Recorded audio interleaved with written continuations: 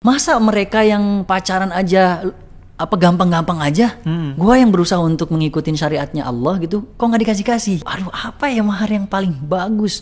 Kalau misalnya hanya materi doang, itu biasa. Orang ngasih materi banyak biasa. Akhirnya Ane tawarin gimana kalau misalnya saya kasih mahar tambahan yaitu Ar-Rahman. Emang sampai ke TikTok tuh oke. Jangan Bib, TikTok itu isinya maksiat. Orang joget-joget, buka aurat, nyanyi-nyanyi gak jelas.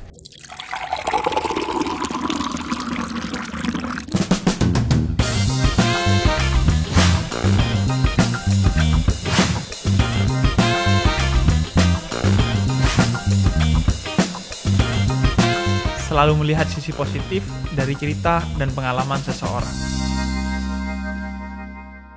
Assalamualaikum warahmatullahi wabarakatuh. Halo Haji Muda, kembali di program Ngopi Bareng Ustadz bersama saya Husin Ja'far Al-Hadar. Sambil santai ditemani kopi, kita akan mencari dan melihat sisi positif dari bintang tamu yang akan bercerita tentang pengalaman hidup mereka untuk kemudian kita bisa ikuti jalannya agar kita juga mendapatkan kebaikan dan kesuksesan baik di dunia maupun di akhirat. Nah, kali ini yang akan menemani saya ngopi di program Ngopi Bareng Ustadz ini seorang anak muda juga seperti saya yang terkenal di YouTube, terkenal di medsos, bahkan konon terkenal juga di TikTok. Nah, dan juga suaranya keren sekali dan suaranya ini benar-benar dimanfaatkan untuk melantunkan ayat suci Al-Quran dan bersolawat. Nah, langsung aja biar kita langsung ngobrol, gali cerita dan pengalaman inspiratifnya khususnya bagi anak muda nih agar bisa ikut juga mencontoh. Dodi Hidayatullah. Assalamualaikum Dodi. Waalaikumsalam warahmatullahi wabarakatuh. Apa kabar? Baik, alhamdulillah khair. Sehat. Alhamdulillah. Antum juga sehat? Alhamdulillah sehat. Dodi, sebelum kita lanjut nih, karena ini nama programnya Ngopi Bareng Ustadz, dan biar ngobrolnya santai, kita ngopi dulu. Yoi. Bismillah. Santai aja. Masya Allah. Ya, jadi kita akan ngobrolin satu tema yang pas banget sama Dodi Hidayatullah, yaitu dakwah milenial.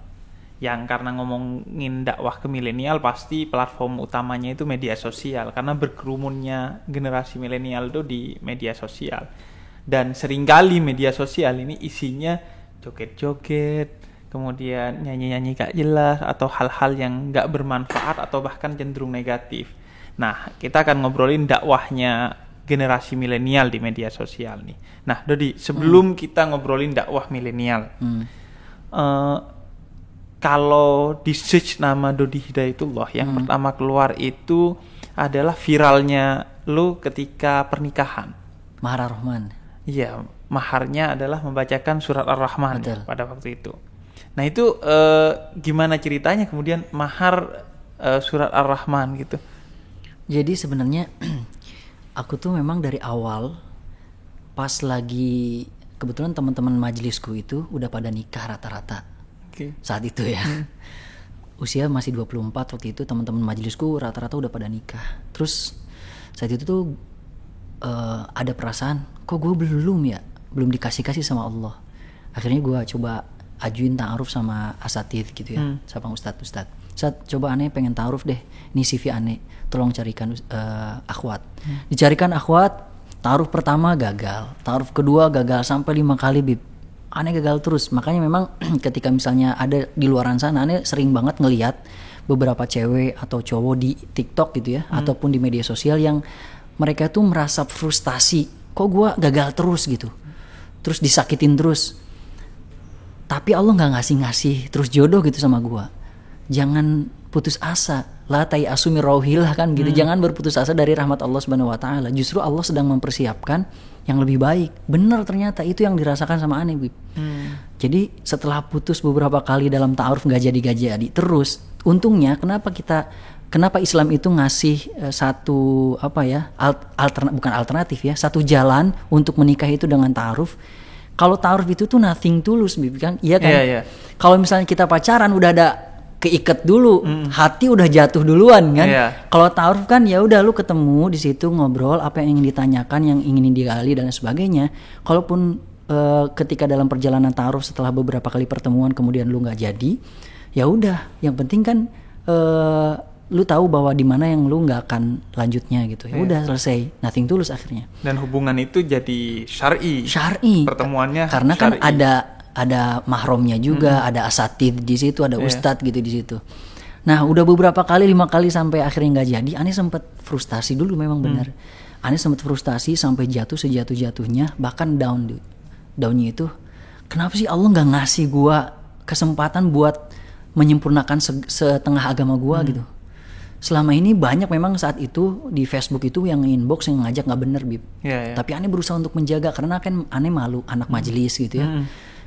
Kemudian kalau misalnya Ane balas tuh yang ada di inbox Facebook, pasti akan bermaksiat. Nah, setelah 5 kali nggak jadi itu, Bib, Ane ada kepikiran itu loh. Jadi kepikiran apa tanggepin ya yang di Facebook? Ya udahlah, tuh? Masa mereka yang pacaran aja gampang-gampang aja, gua yang berusaha untuk ngikutin syariatnya Allah gitu, kok nggak dikasih-kasih? Padahal sebenarnya Allah lagi nyiapin yang terbaik kan. Tapi saat itu Ane tuh berpikir negatif sama Allah. Ya udahlah, gue cobain. Ane pilih di antara yang ada, yang inbox itu cewek-cewek itu, yang ya udahlah pilih. Akhirnya gue jawab, oke, mau ketemuan di mana? Akhirnya saat itu Ane ketemuan pertama kali sama cewek yang bukan mahram. Dan berduaan di kafe, Bib. Dan itu bada isya.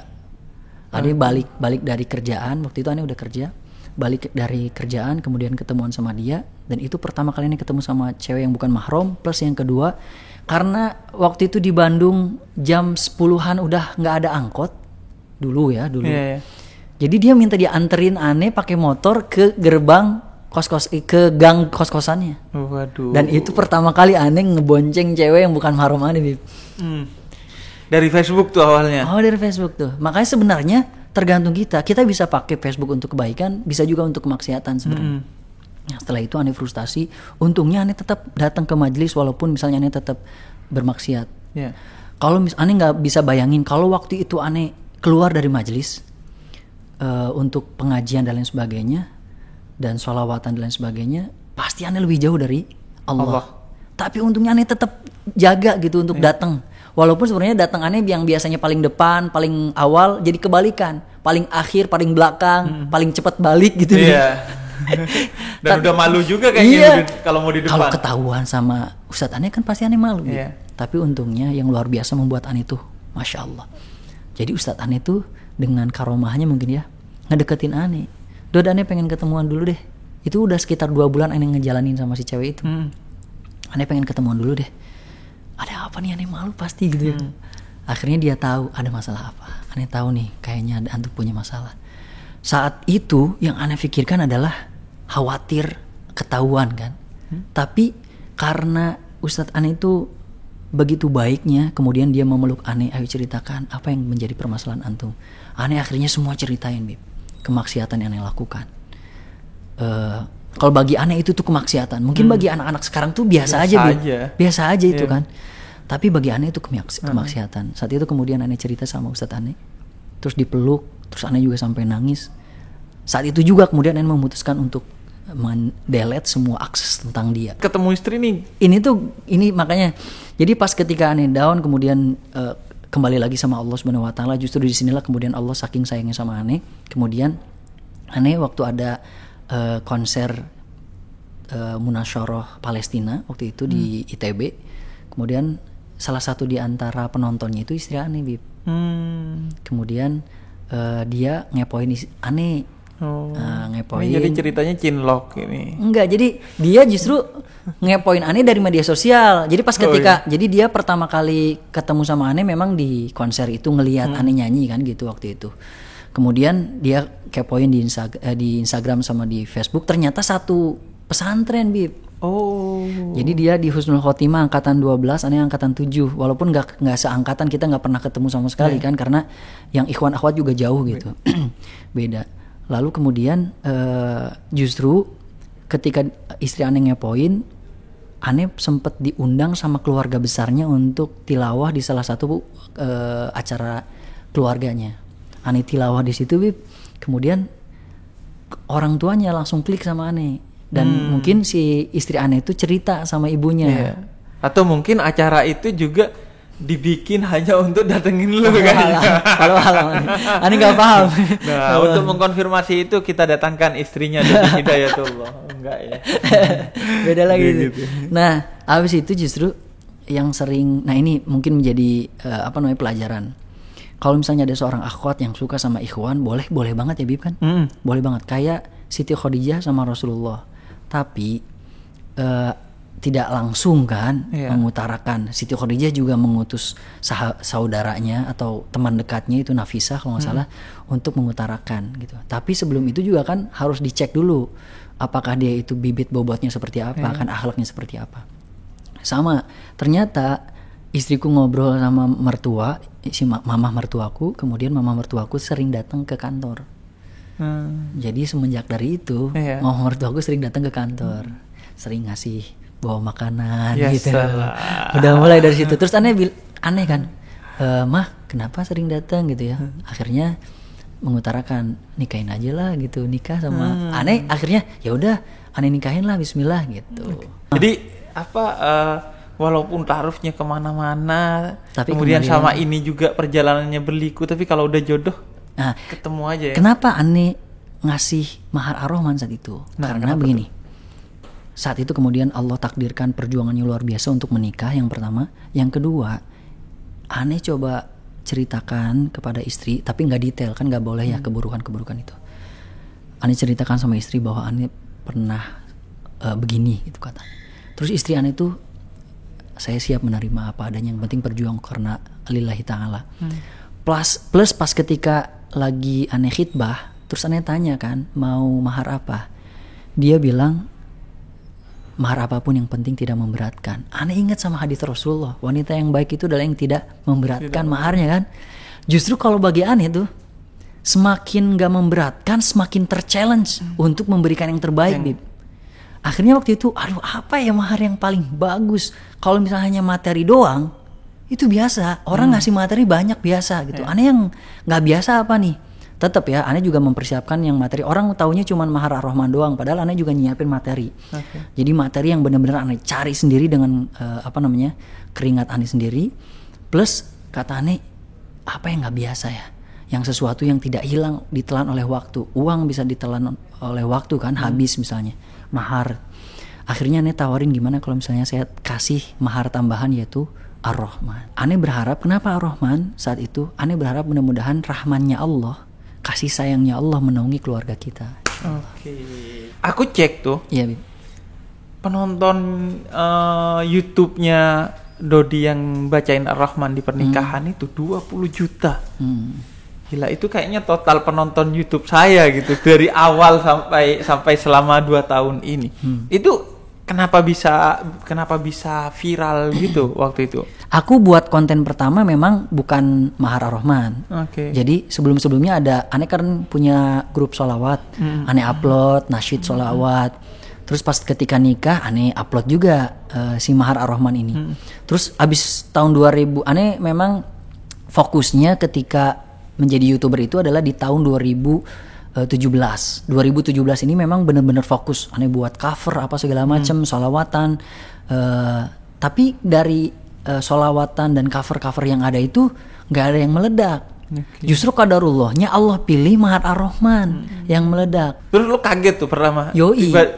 Tiba-tiba viral gitu video yang udah 5 tahun yang lalu. Bahkan banyak yang re-uploader, Bib, dan itu lebih banyak viewersnya dibandingkan konten yang ada di channel Ani.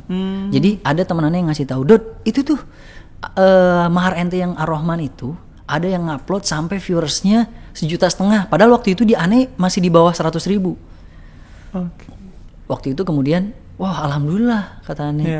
Tapi, nah panutan Ani ini ada seorang content creator yang panutan Ani ini bilang, coba monetize, diurusin Dot. Emang bisa? Dulu Ani termasuk orang yang nggak percaya sama mendapatkan uang dari internet itu. Nggak percaya emang bisa. Nah, ini coba cari tahu. Setelah cari tahu ternyata bisa. Ya udah dimonetize deh. Setelah dimonetize, hasil pertama kali Ane dapat uang itu nggak gede sih, cuman berapa ratus ribu gitu ya. Tapi Ane tetap bersyukur. Dan dia, si teman Ane itu, yang panutan Ane itu, dia bilang, Dod, berapapun Allah kasih, syukuri. Akhirnya Ane berusaha mensyukuri aja yang ada. Justru dari situlah kemudian Allah kasih tambah lagi gitu. Sampai Ane akhirnya bismillah, Ane fokus deh di jadi seorang content creator. Terus sekarang selain di YouTube ada juga di Adam.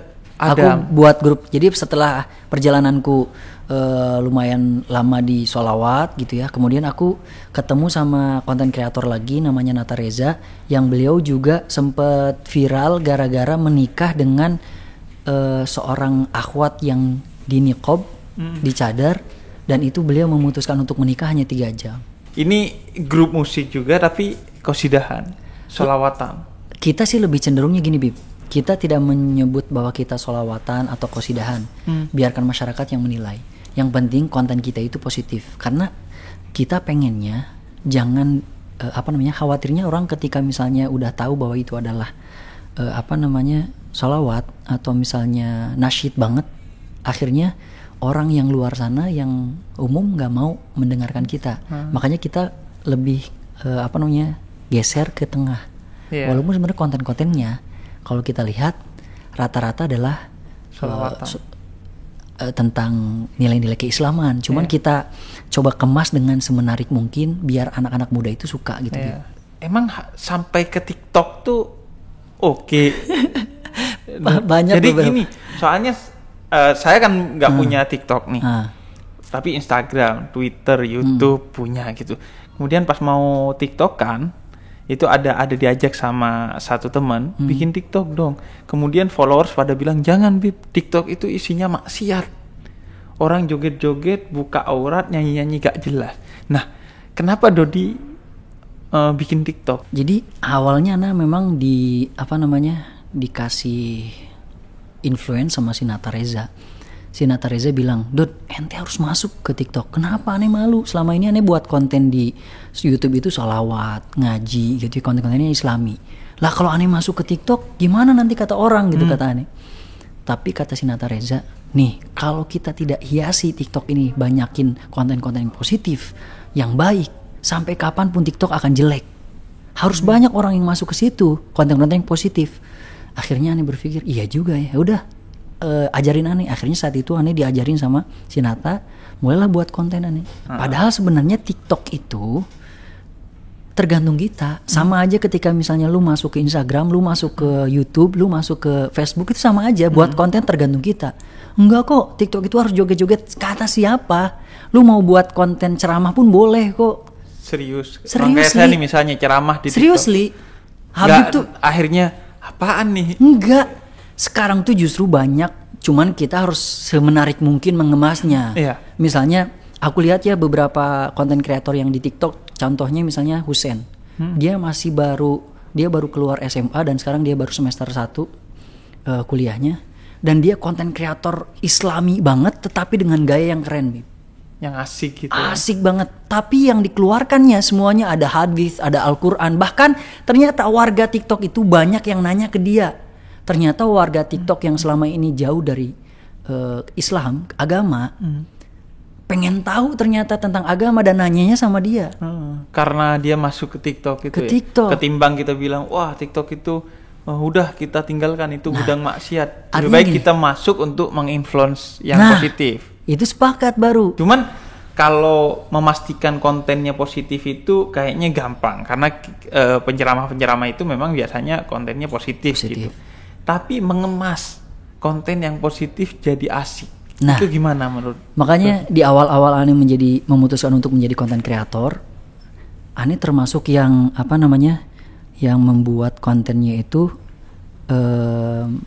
merubah lirik. Contoh misalnya Despacito. Dulu rame-ramenya banget Despacito, sampai viral di mana-mana. Bahkan di beberapa negara Despacito itu rame banget. Padahal kontennya kalau kita bedah, liriknya itu negatif, hanya untuk orang dewasa. Tapi yang sangat disayangkan, yang menyayat hati itu anak-anak kecil yang SD kelas 1, kelas 2 pada nyanyi Despacito. Terinfluence ya. Iya kan? Terus miris kan, gimana nih caranya supaya mereka itu yang udah kadung terinfluence sama lagu ini, bisa menikmati juga tetapi dengan lirik yang positif. Ya udah, akhirnya aneh ya udahlah bismillah, aneh coba ganti liriknya menjadi yang positif. Akhirnya kita rubah menjadi yang positif, dan alhamdulillah akhirnya banyak yang suka, bahkan viewersnya juga bagus. Mereka kan bisa alternatif, jadi ada alternatif yang selama ini udah kadung gitu. Itu gimana contohnya diubah yang Despacito? Kalau waktu itu Despacito aku rubah jadi cinta untuk pasangan yang halal. Thank you my dear. Jadi terima kasih kepada istriku gitu ya. Terima kasih kepada pasanganku. Jadi yang selama ini misalnya nggak baik jadi kita baik, atau misalnya Blackpink misalnya. Nah, kalau Blackpink itu gimana Anda membelokkan ke yang positif Blackpink? Justru jadi sholawatan. Gimana? Aneh jadi sholawatan jadi waktu jadinya itu. Jadinya gimana tuh? Aneh lupa lagi, harus dicek lagi. Oh iya. Udah lama soalnya.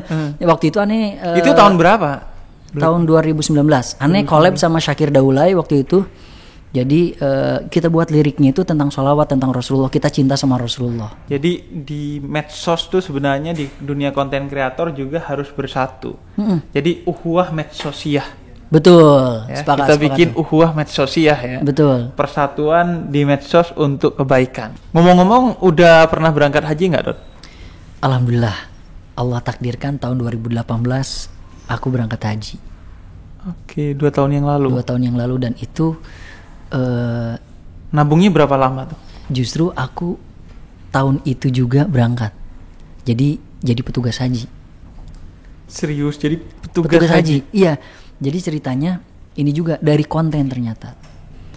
Memang Allah itu begitu baiknya sama aneh ya, Bib. Jadi ketika kita berjuang bersungguh-sungguh untuk menyebarkan kebaikan, bahkan kita menyebarkan sholawat, justru Allah kasih hadiah yang min haitsu la yahtasib tadi. Rezeki lagi nih kan? Rezeki lagi.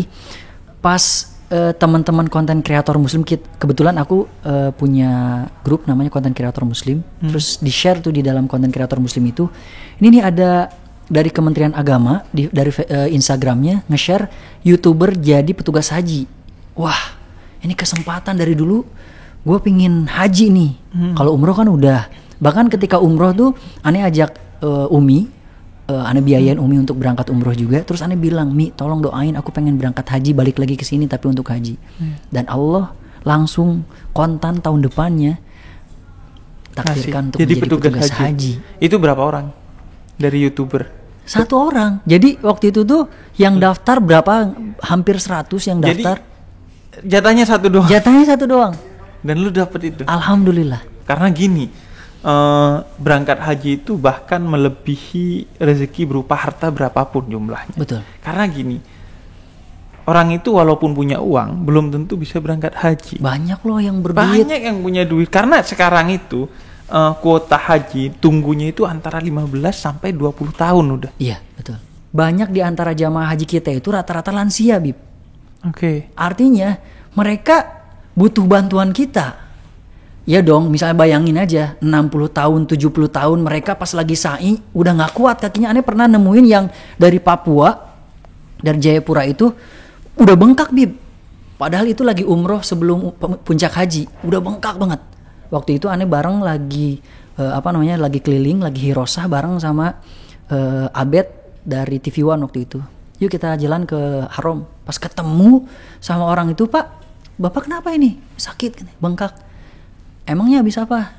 Habis tawaf dan ini mau sa'i dan udah gak mampu dong. Akhirnya kita gendong, Bib. Makanya aku kebayangin gini, kalau misalnya di antara jamaah-jamaah haji di Indonesia itu daftarnya terlambat, maka mereka akan haji di usia lansia kan? Iya. Lanjut usia yang mereka tuh mungkin bisa jadi kan kita nggak tahu ya. Ternyata di sana tuh malah sulit untuk beraktivitas. Sulit. Memang banyak yang kemudian mengatakan bahwa ketika kita mati di sana pun senang karena kan dalam kondisi haji.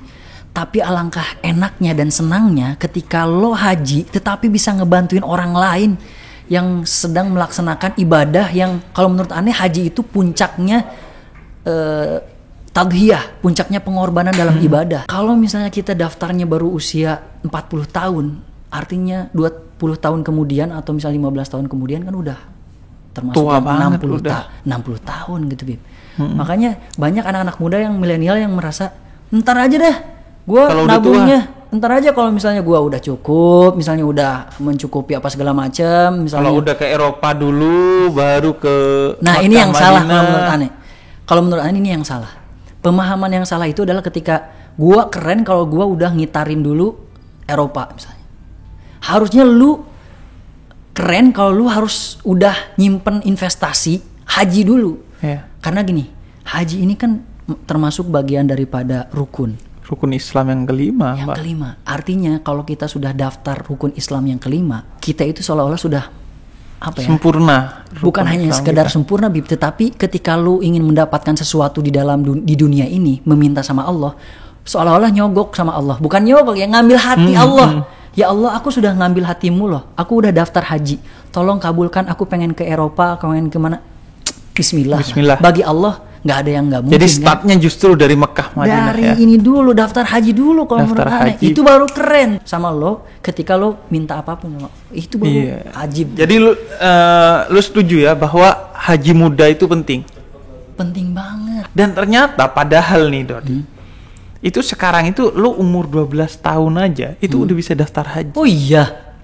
Dari usia 12 udah bisa tahun. Daftar. Berarti sebelum itu nggak boleh dong? Nggak bisa dong? Sebelum itu nggak bisa. Jadi umur 12 lu udah bisa daftarin. Misalnya punya anak umur 12 udah bisa daftarin. Dan umur 18 tahun itu sudah bisa berangkat haji. Kalau misalnya lu ada rezeki, bahkan kalau misalnya belum, kan memang daftar itu harus 25 ya, baru lu bisa nyimpen kursi tuh. Iya, sebenarnya 35. Sebenarnya aslinya harganya 35 setorannya itu nanti awalnya kan 25 nanti itu 35 menjelang mau berangkat. Tapi sebenarnya lu tahu nggak, biaya aslinya itu 70 juta. Jadi dibiayain sebagiannya tuh. Iya, sebagiannya itu dari uang setoran kita yang 25 dan akhirnya 35 juta itu diinvestasikan secara syar'i di satu badan yang namanya BPKH. Terbaik. Badan Pengelola Keuangan Haji. Banyak pahalanya di BPKH. Dan itu memiliki nilai manfaat ketika investasi 15 tahun sampai 20 tahun itu ada nilai manfaatnya, karena ketika diinvestasikan secara syar'i itu kan ada nilai manfaat yang artinya itu membantu perekonomian banyak orang. Makanya kita tuh bersyukur ada BPKH. Ternyata BPKH ini tuh luar biasa yang kemudian bisa menambahin uang haji kita. Ya enggak? Dan BPKH ini tuh banyak pahalanya kalau menurut Ane. Dan nggak usah bingung atau khawatir karena semua informasi tentang uang yang diatur itu akuntabel dan transparan. Itu dia. Ada di websitenya BPKH. Harus nama websitenya tuh bpkh.go.id. Bahkan pergerakan uang kita, nilai tambahnya atau nilai manfaatnya itu transparan juga. Itu bisa dicek di namanya VA, virtualaccount.bpkh.go.id. Mantap. Jadi artinya kita sudah bisa lihat semuanya transparan, dan kemudian kalaupun misalnya nih amit-amit misalnya kita gak kesampaian berangkat haji, itu karena kita sudah store duitnya. Betul. Itu sudah dinilai amal oleh Rasul. Sudah jariah. Sudah dinilai amal jariah dan sudah dinilai setelah melakukan haji, karena sudah ada niatnya seorang mukmin, kata Nabi, adalah amalnya. Makanya kita bikin tayangan seperti ini buat ngasih informasi ke teman-teman. Termasuk teman-teman harus akses media sosialnya BPKH, websitenya, agar kita dapat informasi. Karena banyak sekali kemudahan untuk kita berangkat haji sebenarnya, namun kita gak mencari informasinya. Kayak tadi Dodi, kalau nggak mendapatkan informasi tentang adanya jatah satu orang bagi YouTuber, akhirnya nggak berangkat haji. Tapi karena aktif mencari informasi, akhirnya dapat rezeki itu dari Allah. Karena aktif itu yang menunjukkan niat kita berarti beneran gitu. Kalau cuma niat di hati, nggak melakukan usaha, ya percuma. Ya Dodi, gue nih nggak mau meninggalkan tayangan ini dengan penasaran. Lu tadi bilang yang Blackpink tuh. Nah, bisa nggak? Itu satu doang cover Blackpink. Aku tuh sebenarnya ngecover ada beberapa yang lagi trending, misalnya contohnya Blackpink. Tapi ada juga aku buat yang Jennie Solo. Solo ini kan, si Jennie ini kan membernya Blackpink juga. Nah, Ane pengen nyanyiin lagu itu aja lah. Nah, ya Solo, itu kan ya. Blackpink itu yang Korea juga. Saya nggak tahu mau dia nyebut Solo apa. Saya taunya Solo itu di samping Yogyakarta. Iya benar. Oke, silakan. Oke. Anak muda jangan lupa terlena akan cinta si dia. Woles aja, jadikanlah Allah yang utama, yang harus kita selalu cinta. Rasulnya juga, yuk salawat agar hati ini pun menjadi tenang. Gak lagi bimbang, galau pun hilang. Allahumma salli ala Muhammad wa ala ali Muhammad, yuk salawatan. Jadi banyak pelajaran banget, banyak inspirasi yang kita dapetin dari cerita dan pengalaman Dodi Hidayatullah. Semoga bisa jadi pelajaran buat kita, jadi inspirasi buat kita. Dan intinya yang gue ingin garis bawahi banget, intan surullah yang surukum. Kalau Anda bekerja untuk Allah, maka Allah akan kemudian bekerja untuk kita. Allah akan urus urusan dunia kita sampai urusan akhirat kita. Tapi sebelum kita selesai, kita ngopi dulu nih, karena programnya kan ngopi bareng Ustadz. Santai aja. Bismillah.